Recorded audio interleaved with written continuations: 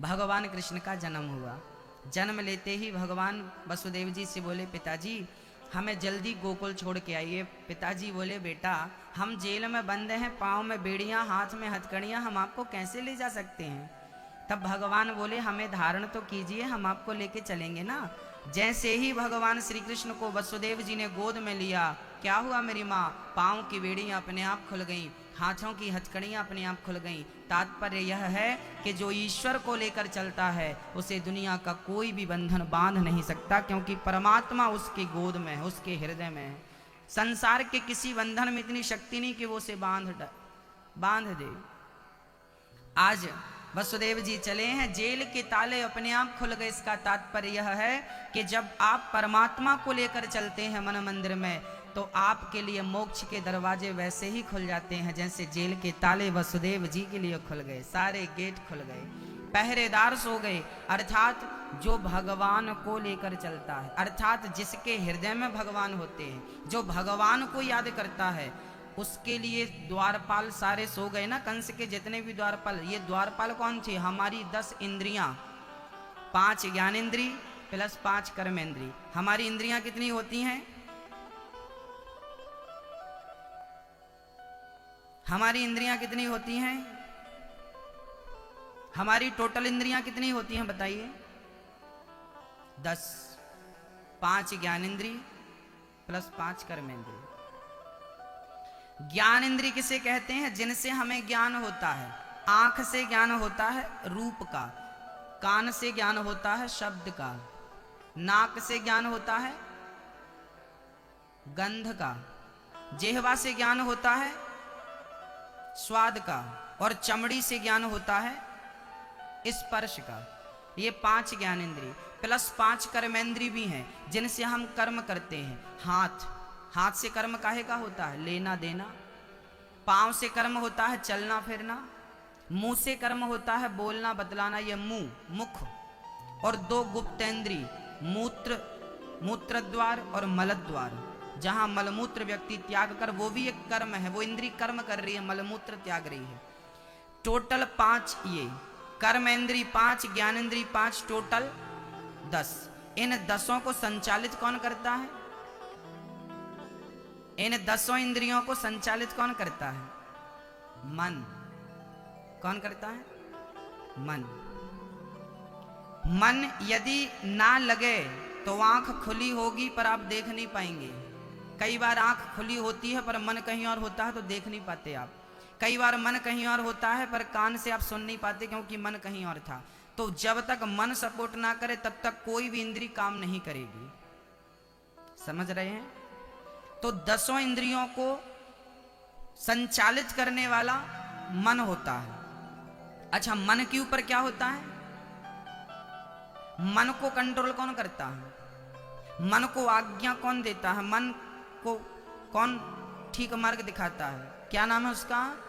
मैं देखिए, आपने कंप्यूटर तो बहुत चलाया होगा, कंप्यूटर तो बहुत सीखा होगा। आज हम उस कंप्यूटर की बात कर रहे हैं जिस कंप्यूटर को परमात्मा ने बनाया। वो शरीर आपका कंप्यूटर, आप स्वयं एक कंप्यूटर हैं। हम उस कंप्यूटर को चलाना नहीं जानते पर इस कंप्यूटर को बहुत अच्छे से जानते हैं। हाँ, ये वही कंप्यूटर है जिसे ईश्वर ने डेवलप किया है। हाँ, मन के ऊपर कौन है, बुद्धि। मन क्या करता है वो मैं आपको बताता हूं। ये 100 रुपए हैं, 100 रुपए रास्ते में पड़े हैं। हमने 100 रुपए को देखा, रास्ते में पड़े थे, हम जा रहे थे, 100 रुपए को देखा। मन ने, आंखों ने देखा, मन बोला उठा लो, तभी बुद्धि बोली क्यों उठा लो, किसी और का है, हम क्यों उठाएं। मन बोलता नहीं नहीं खर्चा है, उठा लो, उठाओ। बुद्धि बोलती है नहीं नहीं नहीं, गलत नहीं करेंगे, हम गलत छोड़िए, हम चोर छोड़िए हैं। यदि आपका मन प्रबल है तो आप उठा लेंगे, यदि आप मन की सुनते हैं तो आप गलत करेंगे। पर बुद्धि जो निर्णय देगी वो सही निर्णय देगी। बुद्धि कहेगी नहीं उठाएंगे तो आप चले जाएंगे, नहीं उठाएंगे आप, क्योंकि मन को सही रास्ता दिखाने वाली कौन होती है, बुद्धि। अच्छा, बुद्धि के ऊपर क्या होता है, बुद्धि के ऊपर क्या है, बुद्धि किसके सारे पे काम करती है, बुद्धि के ऊपर क्या है। हाँ, बुद्धि के ऊपर होता है मेरी मां विवेक। लोग कहते हैं ना विवेक से काम करना, बूढ़े लोग कहते हैं बेटा विवेक से काम करना। किससे काम करना? क्योंकि बुद्धि सबके पास होती है। अच्छा, बुद्धि और विवेक में क्या अंतर है वो मैं आपको समझा रहा हूं। बुद्धि क्या है? ये स्त्री मेरी मां है, ये पुरुष मेरा पिता है। मैं बुद्धिमान हूं, मुझे मां की सेवा करनी चाहिए, मुझे पिता की सेवा करना चाहिए। ये मेरी बुद्धि, मैं बुद्धिमान हूं जो अपनी मां की सेवा करता हूं और अपने पिता की सेवा करता हूं। मां को मां के रूप में देखना, पिता को पिता के रूप में देखना, ये बुद्धिमान हो सकता है पर विवेकशील नहीं हो सकता। विवेकशील कैसा है? बोले विवेकशील वो होते हैं जो ये कहते हैं कि ये मेरी मां नहीं, ये मां के रूप में भगवान है और मैं मां की नहीं भगवान की सेवा कर रहा हूं। ये विवेकशील पुरुष के लक्षण हैं। मंदिर में भगवान रहते हैं, ये बुद्धिमान कहता है। कण कण में भगवान रहते हैं, ये विवेकशील पुरुष होता है। जिसे मंदिर में भगवान दिखाई पड़े वो बुद्धिमान हो सकता है, विवेकशील नहीं हो सकता। विवेकशील वही है जिसे कण कण में परमात्मा का बोध हो। वो कौन सा है? वो विवेकशील है। अब देखना ये होगा कि जयपुर में कितने लोग विवेकशील हैं। अच्छा, विवेक के ऊपर कौन है काम करने वाला? विवेक के ऊपर कौन है? विवेक के ऊपर है आत्मा।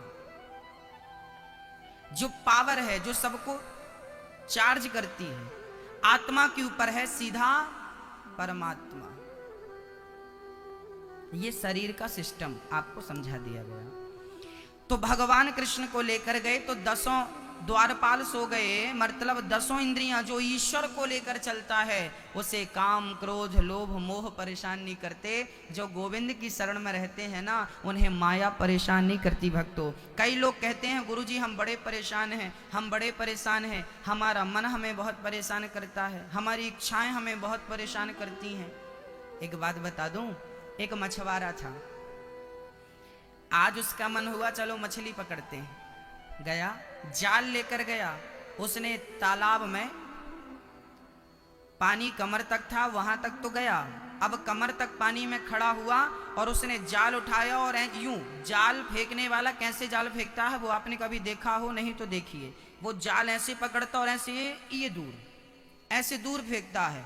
तो जो दूर जाल गया तो जो मछली मछुआरे से दूर होती है वो तो उस जाल में फंस जाती है। पर एक मछली बड़ी चतुर थी, उसने 25 बार जाल डाला पर एक भी बार नहीं फंसी, क्योंकि वो मछली मछुआरे के चरणों के आसपास घूमती रही।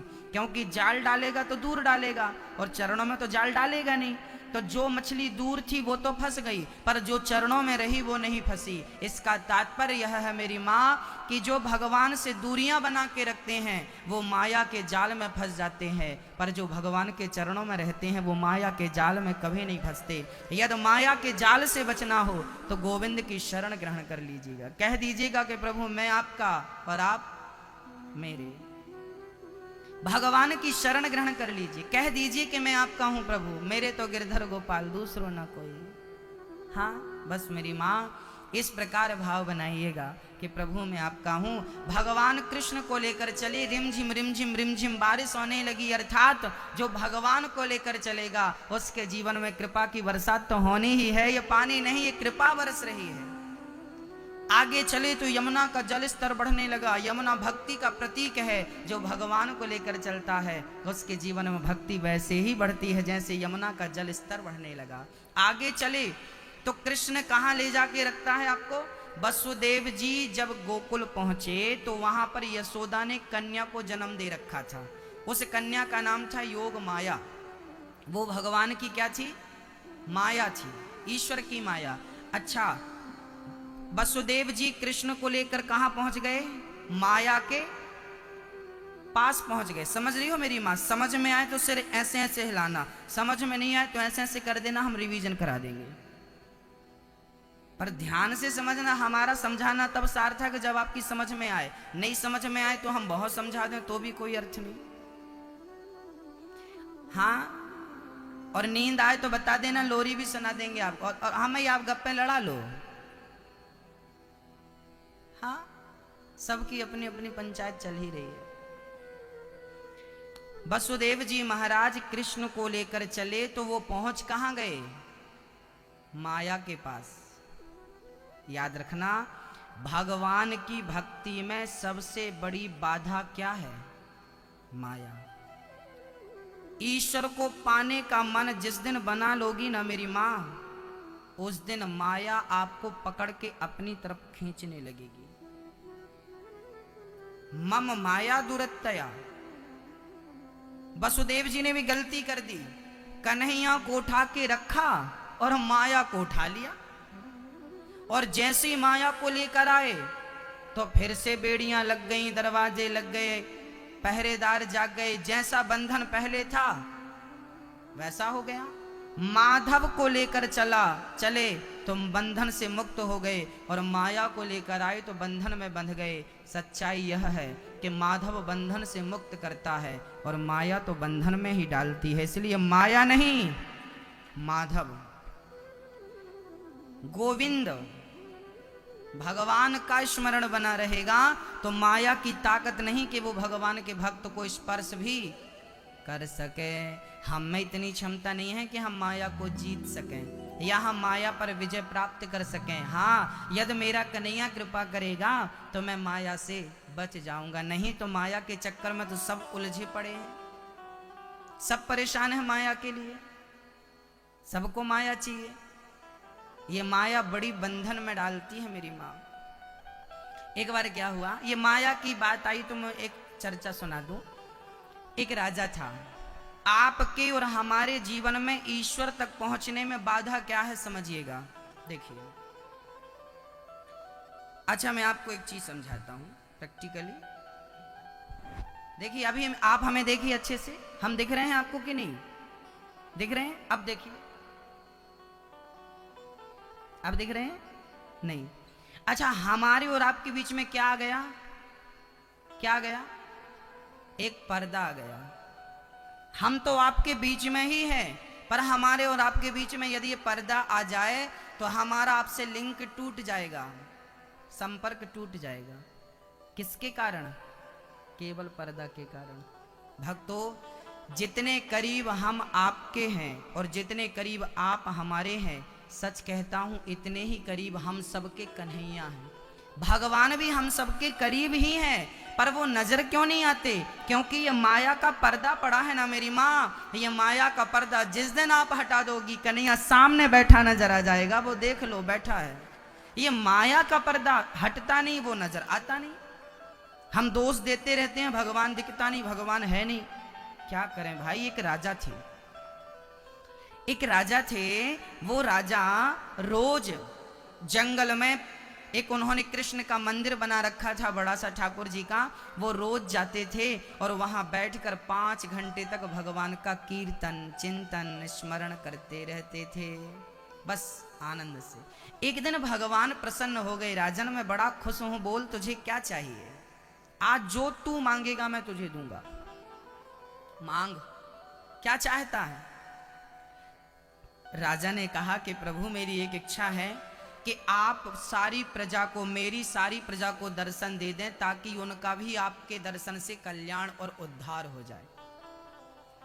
आपसे मेरी प्रार्थना है कि आप मेरी पूरी प्रजा को, चूंकि मैं राजा हूं ना, तो राजा का कर्तव्य है कि प्रजा का कल्याण करे। तो मैं राजा हूं, आपसे निवेदन करता हूं कि मेरी पूरी प्रजा को आप दर्शन दो।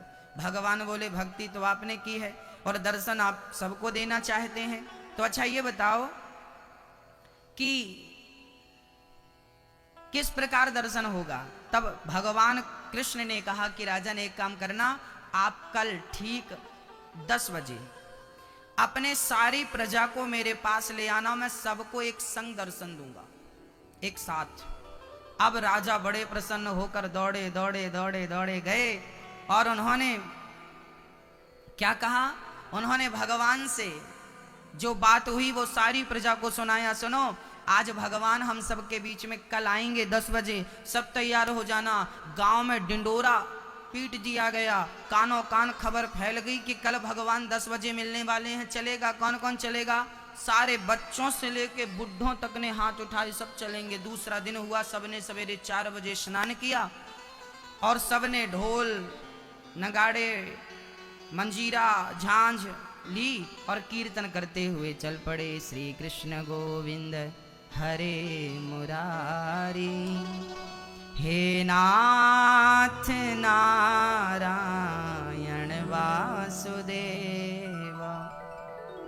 सारे लोग कीर्तन करते हुए श्री कृष्ण गोविंद हरे मुरारी, सारे लोग कीर्तन करते जा रहे हैं, चलते जा रहे हैं, चलते जा रहे हैं। अच्छा क्या हुआ जरा समझिएगा। गांव के लोग जैसे ही अपने गांव से कीर्तन करते हुए निकले, श्री कृष्ण गोविंद हरे मुरारी हे नाथ नारायण वासुदेव कीर्तन करते हुए जब निकले, जैसे ही जंगल की सीमा में उन्होंने पग रखा, क्या हुआ, गांव वालों ने देखा कि पैसों का ढेर लगा था, पैसों का ढेर लगा था। अब गांव वालों ने पहली बार इतना पैसा देखा, गांव वाले चढ़ गए ढेर के ऊपर और सारे लोग ढेर पे चढ़े। राजा समझा रहे हैं भैया आगे भगवान है, चलो उतरो, पैसा आके समेट लेना वापसी में। गांव वालों ने कहा इतना पैसा नहीं मिला, कर्जा बहुत था, उतर जाएगा, अब आप एक काम करो, आप लोग चलो हम आ रहे हैं। पर राजा ने रिक्वेस्ट किया, निवेदन किया तो कुछ समझदार थे, 10-15 लोग उतर गए। पूरे गांव की भीड़ में कितने लोग उतर गए? 10-15 लोग। नहीं नहीं हम तो भगवान को पाने आए हैं, हम क्यों उलझे पैसों में, समझदार थे, उतर गए। राजा बोले चलो जितनों को मिले उतनी सही। 15 लोगों को लेकर राजा साहब आगे बढ़े। भगवान है भाई अभी भी उतर जाओ ना। आगे 100-200 कदम बढ़ाया तो आगे सोने का ढेर, सोना ही सोना सोना। अब ये 15 लोग पागल हो गए, ये 15 लोग चढ़ गए सोने के ढेर में। राजा ने फिर हाथ जोड़ा, भाई साहब ये भगवान आगे मिलेंगे, सोना में मत उलझो। 15 में से 14 ने कहा कि साहब हमारे ऊपर तो बड़ा कर्जा था, भगवान से कहना कल मिलेंगे, हम आज नहीं मिल सकते भगवान से। एक आदमी उतर गया, अब 2 हो गए, राजा और एक वो समझदार था ना, वो उतरा। जैसे ही राजा ने 200-300 कदम आगे बढ़ाए तो आगे हीरे मोती का ढेर। अब वो एक जो बचा था, अब उसको रहा ना गया, पैसा छोड़ दिया, सोना छोड़ दिया, हीरा कौन छोड़े, एक हीरा करोड़ों का था। अब लो भैया वो आदमी एक चढ़ गया। राजा ने बहुत समझाया, भाई तू ही अकेला कर ले दर्शन, भगवान खड़े हैं, टाइम हो रहा, 15 मिनट बचा है, चल चल चल चल। नहीं माना, कहा राजा साहब क्षमा करना, भगवान से कहना कल मिले, हम जरूर आएंगे। अब वो चढ़ा रहा, राजा मंदिर गए, वहां भगवान खड़े थे। भगवान मुस्कुराने लगे, राजन कल तो बोले थे गांव वालों को लाएंगे, गांव वालों को तो लाए नहीं, आप अकेले आ गए। राजा साहब रोने लगे, प्रभु क्या बताऊं, बड़ी विडंबना है। गांव के सारे लोग घर से निकले तो आपका दर्शन करने के लिए ही थे, गांव के सारे लोग आपका दर्शन करने के लिए ही निकले थे, तो कहां गए? बोले रास्ते में उलझ गए। रास्ते में उलझ गए? बोले कहां? बोले कोई धन में उलझ गया, कोई सोने में उलझ गया, कोई हीरे मोती में उलझ गया। सच कहूं मेरी माँ, वो उलझा हुआ प्राणी कोई और नहीं। जरा अपने दिल में हाथ रख के कहो, क्या आप लोग हीरे मोती सोना चांदी रुपया पैसा में नहीं उलझे?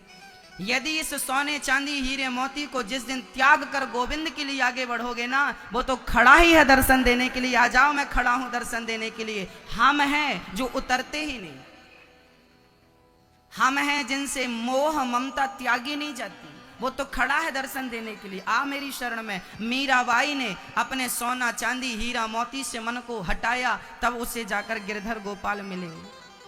मन लगाई रहती तो आज बताइए मीरा को कौन जानता, मीरा नाम हम सबके बीच में होता क्या? भक्तों, राजा ने एक प्रश्न किया। राजा ने कहा, प्रभु मुझे एक बात समझ में नहीं आई। बोले क्या? बोले जब मैं रोज आता था ना तो मुझे हीरा मोती के ढेर नजर नहीं आते थे, सोना चांदी के ढेर नजर नहीं आते थे, और आज गांव वाले आए तो सबको सोना चांदी हीरा मोती का ढेर नजर आया। तब भगवान ने कहा, राजन तेरा मन मुझ में लगा है, तुझे हीरा मोती की जरूरत नहीं है। तुझे हीरा मोती मिला तो सारे लोग चढ़ गए ढेर पे, पर तू नहीं चढ़ा।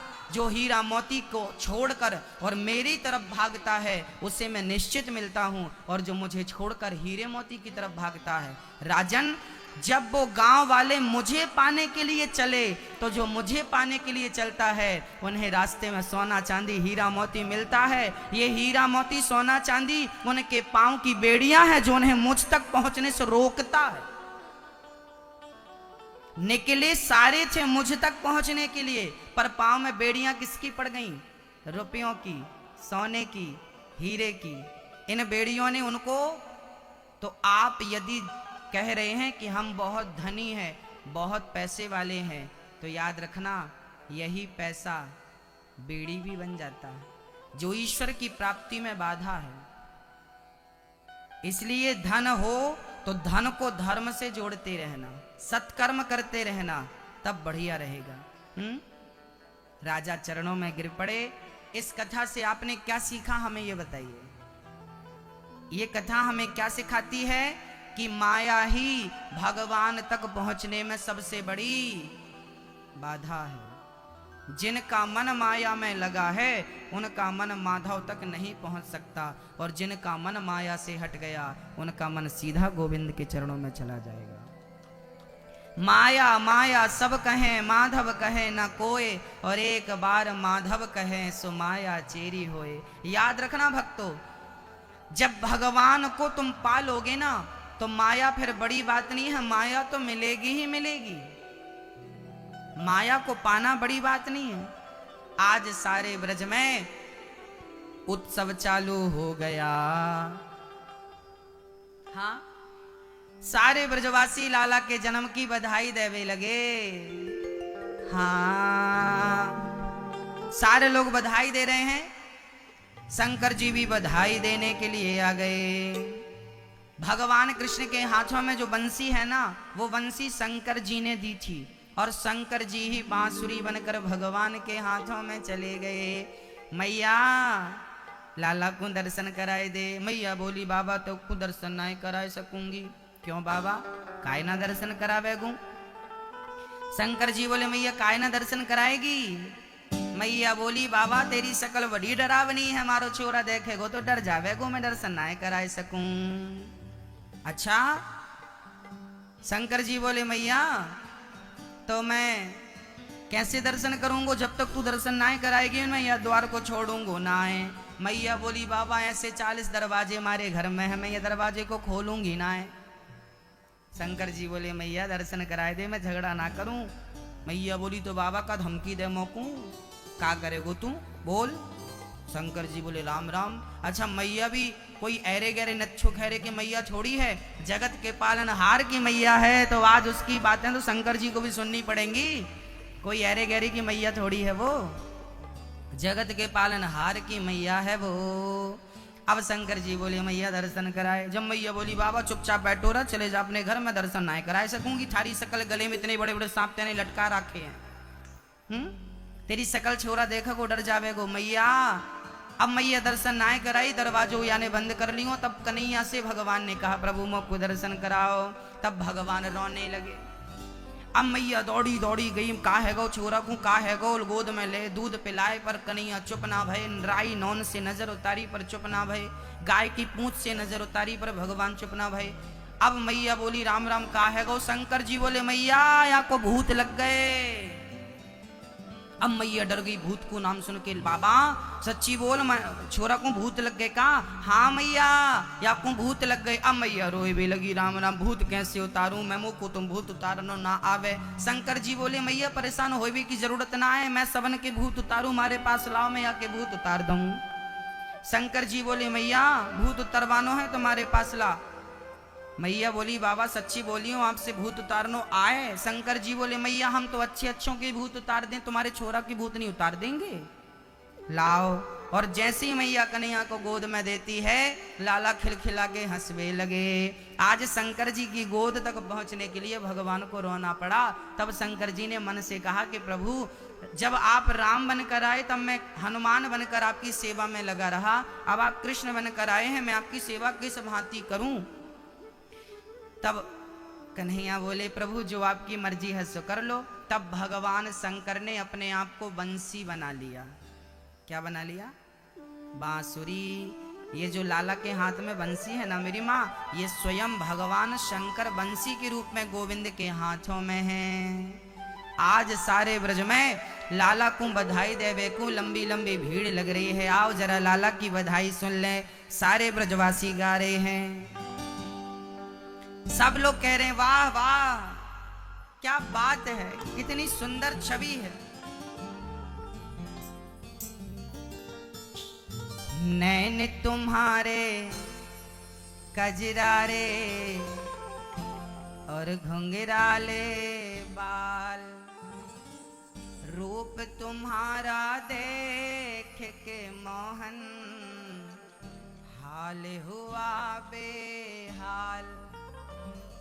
पीला पीतांबर कांधे पर सोहे, पीला पीतांबर कांधे पर सोहे, मोर छड़ी तेरे हाथ है।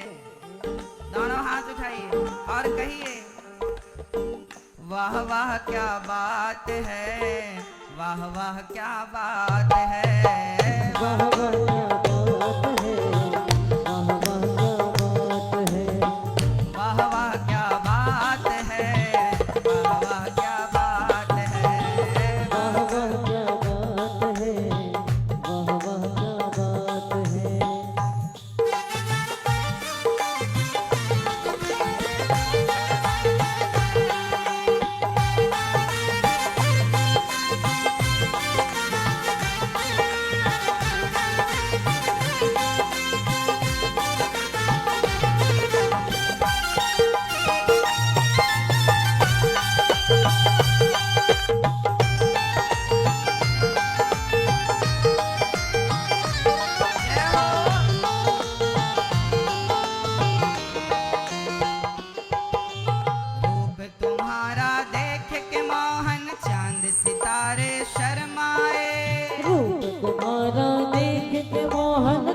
सितारे शर्माए।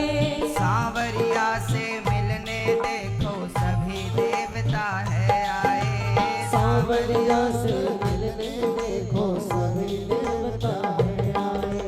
भोले बाबा डमरू बजाए, भोले बाबा डमरू बजाए, ब्रह्मा विष्णु साथ है। वाह वाह क्या बात है, वाह वाह क्या बात है, वाह वाह क्या बात है, वाह वाह क्या बात है, वाह वाह क्या बात है, वाह वाह क्या बात है, वाह वाह क्या बात है, हरि बोल, वाह वाह क्या बात है।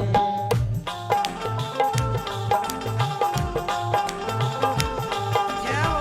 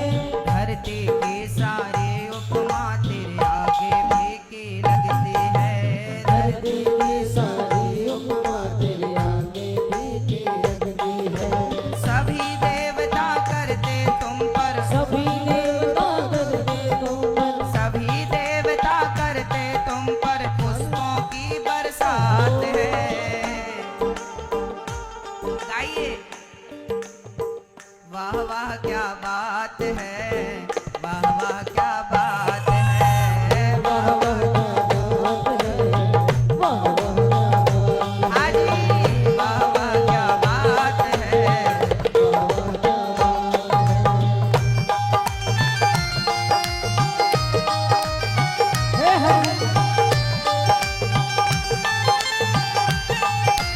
हरी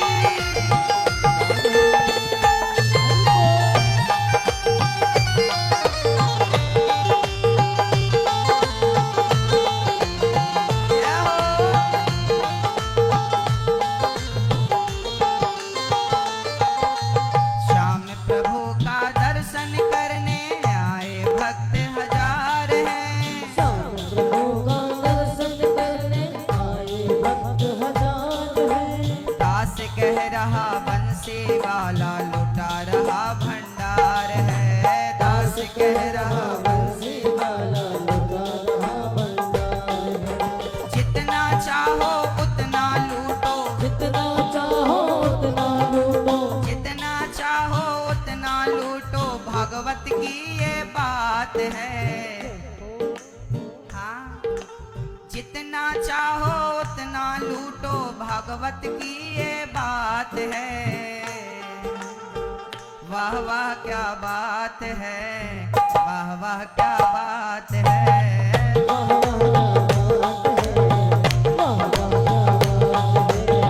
वाह वाह क्या बात है, वाह वाह क्या बात है।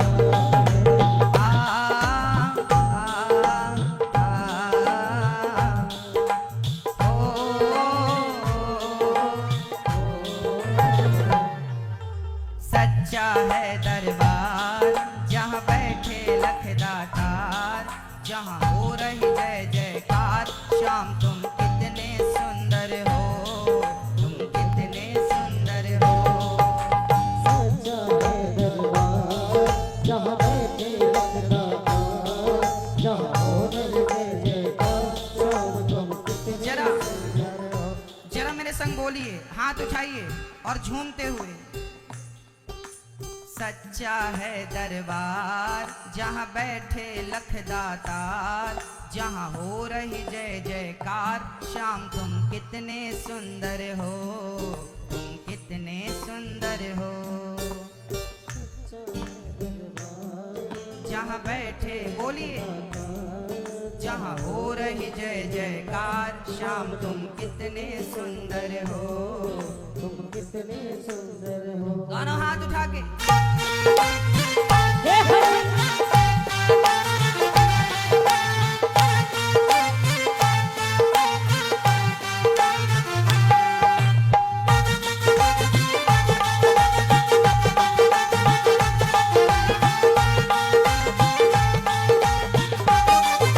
तेरे दर पे जो भी आता, वो खाली हाथ न जाता।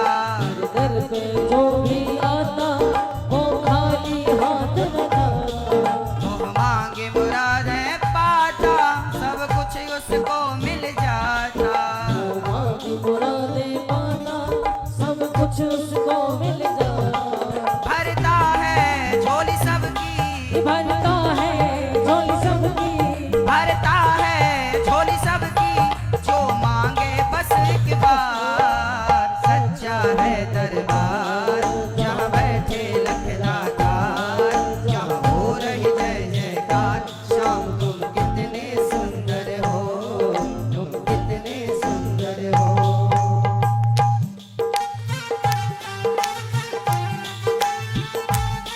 और जरा गाइए मेरे संग। नाम तुम्हारा पालनहारा, नाम तुम्हारा पालनहारा, जाने कब दर्शन होगा। जिसकी रचना इतनी सुंदर, वो कितना सुंदर होगा। जिसकी रचना इतनी सुंदर हो, कितना सुंदर होगा। ओ जिसकी रचना इतनी सुंदर, वो कितना सुंदर होगा। जिसकी रचना इतनी सुंदर हो, कितना सुंदर होगा। वाह वाह क्या बात है, वाह वाह क्या बात है। वाह वाह क्या बात है, वाह वाह क्या बात है। वाह वाह क्या बात है, वाह वाह क्या बात है। वाह वाह क्या बात है, वाह वाह क्या बात है। वाह वाह क्या बात है, वाह वाह क्या बात है, वाह वाह क्या बात है। बोलिए भक्त वत्सल भगवान की, मोर मुकुट बंसी वाले की जय जय श्री राम। राधे श्याम। हमारे बीच में आज के अतिथि के रूप में भैया श्री प्रताप सिंह सिंघवी जी, पूर्व यूडीएच मंत्री, वर्तमान में छबड़ा 12 से आप विधायक हैं। आपका आगमन हुआ है, आपका बहुत बहुत स्वागत है। समय निकाला आपने, आपका साधुवाद, धन्यवाद। भक्तों, सुंदर सी पावन सी बांकी झांकी जब शंकर जी ने देखी तो आपका मन गदगद हो गया और भगवान ने दर्शन देकर शंकर जी को कृतार्थ किया। यहाँ भक्त ने भगवान ने भक्त का पावन सा दर्शन कर लिया। बोलिए भक्त वत्सल भगवान की जय जय श्री राधे श्याम।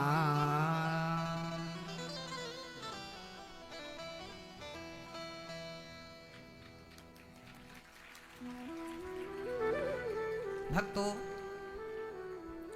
अब चलते हैं पावन सी कथा। जब भगवान 6 दिवस के हो गए तो भगवान को मारने के लिए कंस ने की योजना बनाई। बोले जितने बच्चे पैदा हुए हैं सबको जाके मार डालो, क्योंकि योग माया ने कहा था कंस तुझे मारने वाला यहीं कहीं पैदा हो गया है। अब पूतना मौसी को भगवान को मारने के लिए कंस ने नियुक्त किया। जाओ पूतना मौसी, जितने बच्चों ने जन्म लिया है सबको मार डालो। पूतना सारे बच्चों को मारने का प्लान बनाकर चल पड़ी। ये पूतना कौन थी? बकासुर की बहन बकी पूतना थी, बकासुर की बहन बकी। पूतना लोक बालघनी राक्षसी रुधिरासना जिघांसया पहरये स्तनम दत्वाप सद्गतिम। मैया जी, ओ मैया थोड़ा ध्यान से सुनो मेरी माँ। पूतना लोक बालघनी, पूतना क्या करती थी? बच्चों को मारती थी, बच्चों का रक्त पीती थी। एक दिन पूतना ने अपनी शक्ल सुधारी, अर्थात वो पूतना बड़ी भयंकर थी ना, राक्षसी दिखती थी। आज पूतना ने अपनी शक्ल को सुंदर की, अपने स्वरूप को आपने सुंदर बनाया और श्री कृष्ण को मारने के लिए पूतना मौसी चल पड़ी। जैसे ही भगवान कृष्ण के पास मौसी जी पहुंची, भगवान कृष्ण ने पूतना को देखते ही अपने दोनों नेत्रों को बंद कर लिया। भगवान कहते हैं कि मैं पूतना को देखना पसंद नहीं करता। किसी ने भगवान से कहा प्रभु आप तो सबको देखते हैं, आप तो पतितों को भी देखते हैं, तो पूतना को आपने क्यों नहीं देखा? तब भगवान ने कहा कि पूतना को हमने इसलिए नहीं देखा क्योंकि पूतना का तन तो सुंदर था, सज धज के आई थी ना, राक्षसी थी, बड़े बड़े दांत, बड़े बड़े बाल, चिड़िया जैसे, घोंसला जैसे और बड़ी काली पूतना। आज ऐसी पूतना कृष्ण को मारने आई तो इतनी सुंदर बन के आई थी मानो साक्षात लक्ष्मी जी हो। भगवान कहते हैं कि पूतना मुझे मारने आई है, अपने तन को बदलकर, मन को तो बदला नहीं।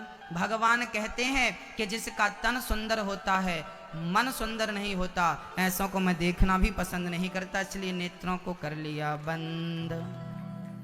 ईश्वर ने आंख मूंद ली। क्यों? क्योंकि पूतना का तन अच्छा था, मन अच्छा नहीं था।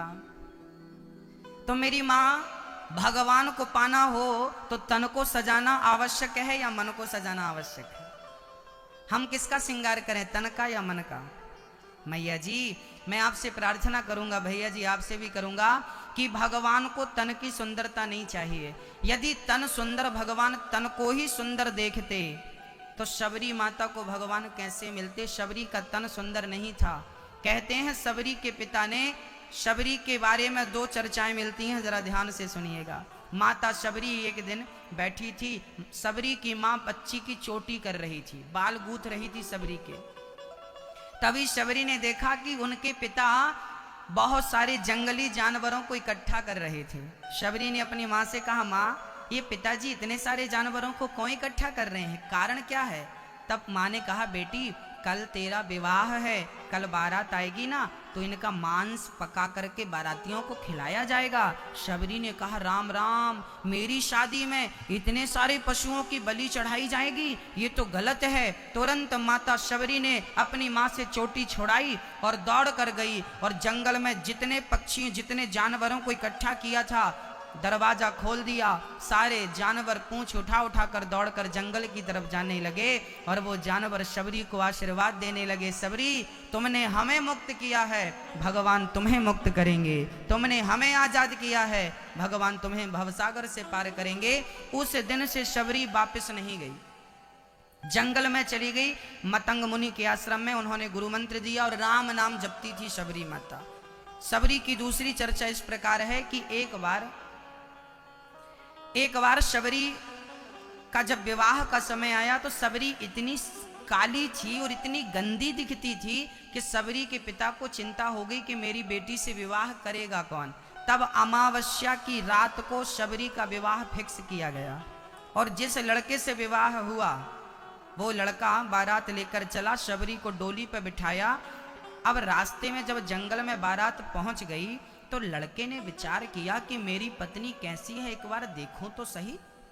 तो लड़का रास्ते में ही शबरी का घूंघट उठा दिया और जैसे ही शबरी का घूंघट उठाया तो लड़का डर गया, इतनी काली पत्नी। तो उसी समय वो पत्नी को जंगल में छोड़ के और पूरी बारात को लेके चला गया, मुझे ऐसी पत्नी नहीं चाहिए। तब शबरी को लगा कि शायद मुझे दुनिया के लोग स्वीकार नहीं करते, अपना नहीं बनाते, पर मेरे राम पर विश्वास है कि वो जरूर मुझे अपना बनाएंगे। और उस दिन से मतंग के आश्रम में शबरी झाड़ू करने लगी और गुरुजी ने मंत्र दिया, बेटी तुम राम राम जपना। क्या जपना? राम राम जपना। उस राम नाम के बल पर माता शबरी ने भगवान को प्राप्त कर लिया कि नहीं। यदि सुंदर स्वरूप वालों को ही भगवान मिलते हैं तो शबरी का स्वरूप अच्छा नहीं था मेरी माँ, शबरी का रूप भी अच्छा नहीं था और शबरी की जात भी अच्छी नहीं थी। शबरी आज की भाषा में कहें तो शबरी कोल भील की बेटी थी, दलित की बेटी थी। जिसके हाथ का आज लोग पानी नहीं पीते, उनके हाथों के जूठे बेर भगवान ने ग्रहण कर लिए। भक्तों, भगवान को ना स्वरूप को देखना है, ना जाति कोई बाधा है, ना धर्म कोई बाधा है। भगवान ना रूप के शौकीन है, ना रंग के शौकीन है, ना जाति धन दौलत के शौकीन है। भगवान तो भक्त के भाव के और प्रेम के शौकीन है। यदि प्रेम है तो भगवान मिलकर ही रहेंगे। राम ही केवल प्रेम प्यारा, जान ले ये जो जान